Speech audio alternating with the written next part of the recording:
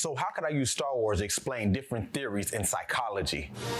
The Force, of course. No, I'm just playing. But speaking of the Force, this is a perfect analogy of how mental health works, right? Mental health is dynamic. You're going to have down days, you're going to have up days, and it ebbs and flows. And when it comes to mental health, we look at it as all or nothing. But in actuality, it's two different sides of a spectrum. Now, from a subclinical standpoint, you might have times where you're down, you might be sad, you might be having emotions that you can't really explain. But just like with the Force, there's aspects of it that we can't explain, but we know on the dark side, it's the way of more treacherous thoughts, things that aren't for the best of people's benefit. But then the Jedi way, they're looking to help those be peaceful, be mindful. And this is just how we are in our mental health endeavors. Now, with the dark side, this can kind of represent maybe depression, anxiety, those thoughts that may hinder us. But speaking of the dark side, what about Darth Vader? Now, he's a perfect representation of how people's inner conflict and unresolved trauma can lead to push them to the bad side or the dark side in this case, because yes, he came up not the best of life.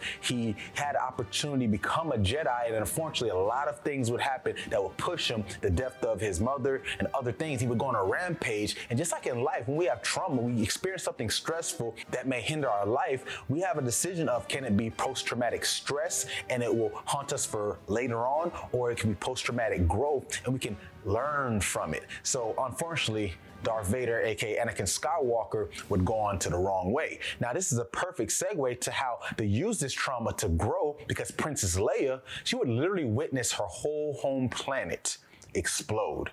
So you can see that could be pretty big effect on someone. So instead of succumbing to it, she would fight the resistance to be on the side of good and not evil. She could have given up. She could have went the wrong way, but she chose to keep going. Now, with that being said, let's look at her son, Kylo Ren. Now, he's a perfect example of how people hold the representations of others' beliefs in them so high that they don't really know their own identity. And you can see this could be a problem. Yes, outside opinion should affect us to some degree, because this is what lets us know we're really trying and doing something, especially when it comes from a loved one. But when we get so lost in what other people think and how it should shape our own identity of ourselves, it can skew us and we can think everything we do is in vain or not enough. And this can lead you to that lack of fulfillment in life.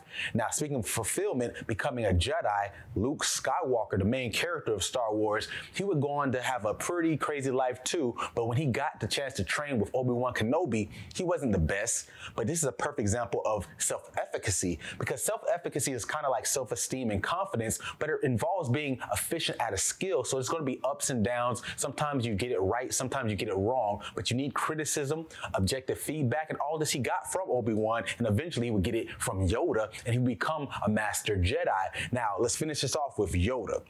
I think he represents emotional regulation and cognitive flexibility. These two things go hand in hand in different regards. Emotional regulation is being able to stay calm, not overzealous, not overreacting and impulsive when things do not go your way, staying in control, not easily to anger. And he definitely showed this through his wisdom. And speaking of cognitive flexibility, look at how he talked. Do or do not. There is no try. So being able to see things from different perspectives to solve problems is key when dealing with emotions and mental health as a whole. So may the fourth be with you, and always get your mind right.